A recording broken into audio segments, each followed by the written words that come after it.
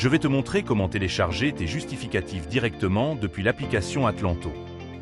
Ensuite, je te montrerai comment télécharger des documents directement dans la version web, avant d'aborder les différentes catégories de documents et les options de comptabilisation.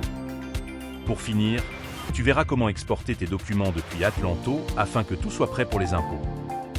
Si tu n'as pas encore téléchargé l'application Atlanto, tu peux la trouver dans l'App Store et dans le Play Store, prête à être téléchargée. Dès que tu as installé l'application et que tu t'es connecté, tu te trouves dans l'aperçu général des différentes fonctions d'Atlanto. Clique tout d'abord sur le bouton plus en bas au milieu, puis sur Créer une photo. Tu peux maintenant photographier ton document et lui donner un nom approprié pour que tu puisses le retrouver facilement plus tard. Si le document a plusieurs pages, il te suffit de cliquer sur Télécharger un autre justificatif dans l'écran suivant.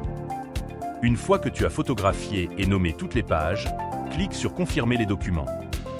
Maintenant, tu dois encore choisir le statut du document. Ne t'inquiète pas, nous reviendrons tout à l'heure sur la signification de chaque statut. En cliquant sur Sauver, le document est téléchargé dans la boîte de réception d'Atlanto, où tu peux ensuite le comptabiliser, mais nous y reviendrons plus tard.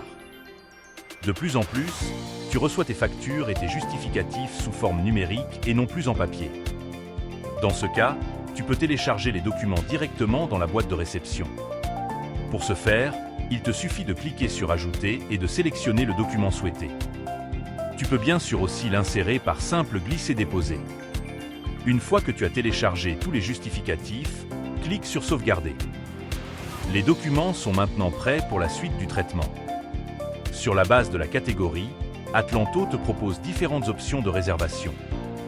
Pour une facture qui n'a pas encore été payée, tu peux créer une dette au moyen du bouton d'action afin de régler la facture plus tard via Atlanto. Bien entendu, tu peux quand même simplement comptabiliser le document manuellement si tu le préfères.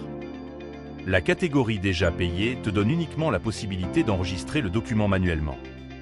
Un justificatif marqué comme payé en personne est enregistré comme frais. Atlanto te propose 3 options.